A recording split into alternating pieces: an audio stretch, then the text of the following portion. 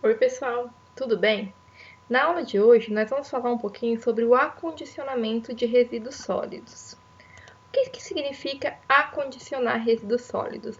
Acondicionar significa preparar para a coleta, ou seja, guardar aquele resíduo para ser coletado. Para que a minha coleta seja segura, seja correta, não faça mais sujeira, não cause doenças, o meu acondicionamento tem que ser adequado. Ou seja, para eu poder ter uma boa coleta, eu preciso de um bom acondicionamento.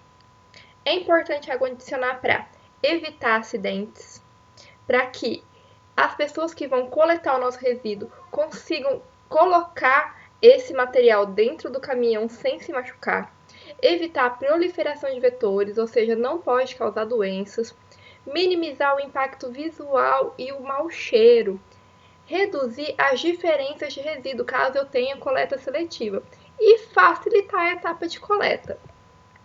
Para eu poder ter um bom acondicionamento, eu preciso escolher um bom recipiente.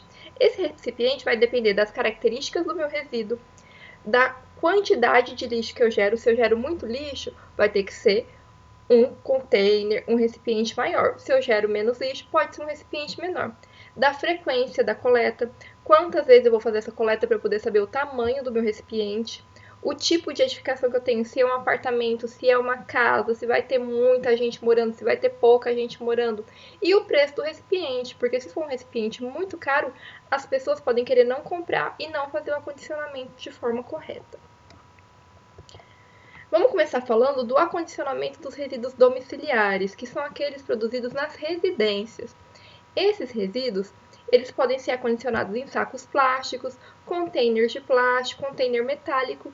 Nada impede que a gente acondicione o resíduo na sacolinha de supermercado, desde que essa sacolinha suporte a quantidade de resíduo e facilite a etapa da coleta. Uma outra forma de acondicionar os resíduos públicos, que são aqueles produzidos na rua, aqueles que o pessoal faz a varrição, são as papeleiras de rua para os papéis, as cestas coletoras plásticas e as cestas para as pilhas e baterias, sacos plásticos e containers, que são aqueles recipientes que a gente vê na rua. O importante é que esses containers, que esses coletores, que essas cestas elas estejam bem sinalizadas, que as pessoas vejam que ali é para depositar os resíduos.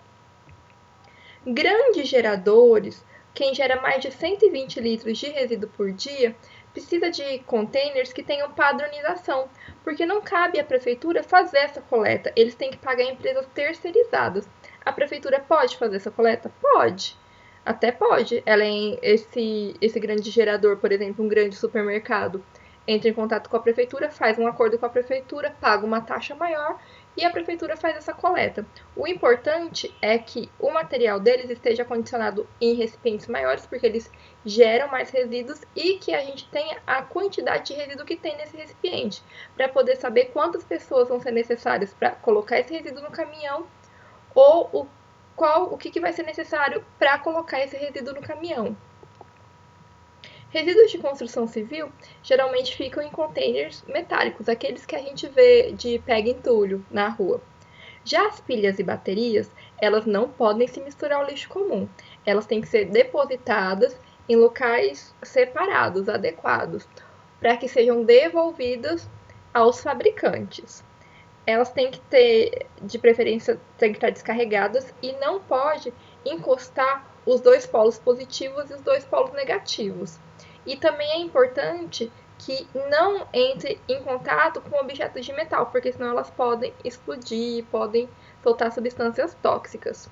As baterias que têm níquel e cádmio, é importante elas estarem em sacos plásticos fechados, vedados, e tem que ser devolvido ao fabricante. Aqui a gente tem um exemplo dos papapilhas, que são deixados em grandes locais, como mercados, em grandes lojas, para as pessoas depositarem as pilhas usadas. Essas pilhas elas vão ser enviadas para os fabricantes. As lâmpadas fluorescentes elas podem ter mercúrio, que é uma substância tóxica.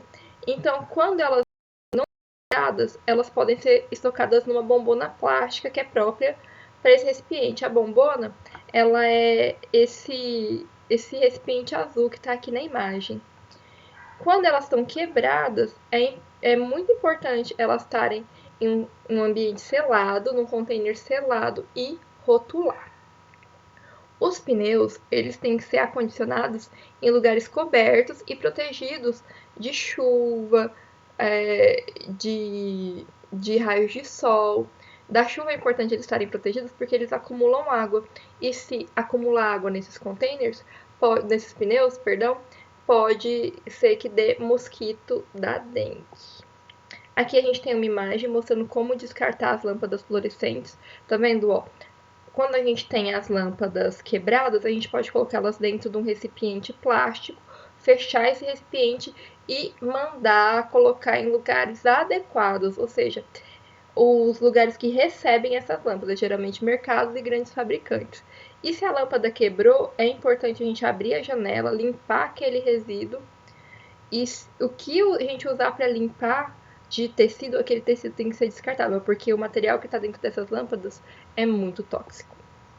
Aqui um exemplo de local onde é deixado o pneu inservível, né? A gente chama de ecoponto. Tá vendo? Esses pneus, eles estão abrigados da luz e também da chuva, para que não aconteça de dar dengue. Os resíduos industriais, eles vão depender do tipo de indústria e da quantidade de resíduo. Se é um resíduo que tem características corrosivas, ele tem que estar num tambor metálico próprio para isso. Quando é um resíduo que não tem tantas características corrosivas, ele já pode ser colocado em tambores de plástico. A gente também usa muito as big bags, que são essas sacolas bem grandonas, para poder colocar material de indústria. E também é importante que esses containers eles estejam padronizados para a gente saber o que está sendo colocado lá. Por exemplo, se é material tóxico, eles têm que ter o símbolozinho lá de tóxico para que as pessoas não entrem em contato. Quando o resíduo vai ser incinerado, aí ele pode ser colocado em caixas de papelão, porque aí essa caixa também já vai para incineração junto com o resíduo. Resíduos radioativos, eles têm que ser colocados em recipientes à prova de radiação. Geralmente, material de chumbo, de concreto, para que essa radiação não espalhe. E não aconteça igual aconteceu com o césio em Goiânia. O césio, ele estava em material de raio-x, que foi descartado incorretamente. As pessoas entraram em contato com esse material e tiveram problemas com a radiação e tiveram câncer.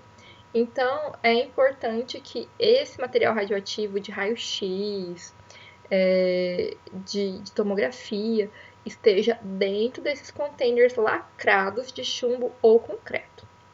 Resíduos de portos e aeroportos, como são de rodoviárias, como são lugares que tem um resíduo assim que a gente não sabe quem passou por lá, então pode ter um resíduo perigoso, pode ter um resíduo contaminado, eles podem estar nos mesmos recipientes de lixo domiciliar, mas eles têm que ser encaminhados para incineração.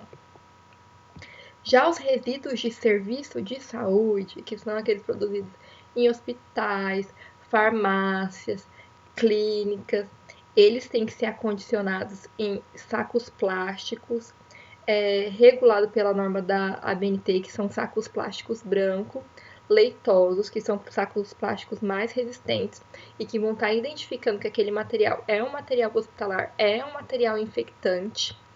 E quem estiver mexendo com ele tem que usar equipamento de proteção individual. Tem que usar máscara, tem que usar luva, tem que usar bota e tem que usar avental, para não se contaminar. Quando a gente tem pérfuro cortantes, que são aquele material de seringa, agulha, é importante descartar aquele material nas caixas adequadas para que eles não rasguem, não rompam esse saco. Vocês podem ver que quando a gente vai ao hospital ou que a gente vai vacinar, eles colocam aquele material de seringa que pode furar o saco, eles não põem no saco, eles colocam dentro de uma caixa, fecham essa caixa e mandam essa caixa para dentro desse resíduo, para dentro desse saco identificado. Geralmente, nos hospitais, a gente vai ter os sacos transparentes para o resíduo comum, que pode ser reciclável. Pode ter os sacos coloridos, opacos, sacos pretos mesmo, para resíduos que não são recicláveis. E esses sacos brancos leitosos identificados para resíduo infectante. Aqui a gente tem uma imagem de uma pessoa utilizando o EPI para mexer nesses resíduos. aqui esses resíduos sendo acondicionados adequadamente. E pessoal, só queria fazer uma observação aqui nessa aula, que são sobre aqueles resíduos da nossa casa, quando a gente quebra um copo, quando a gente tem alguma coisa que vai cortar, ou quebra um vaso, um prato, ou que tem alguma faca quebrada, alguma faca velha.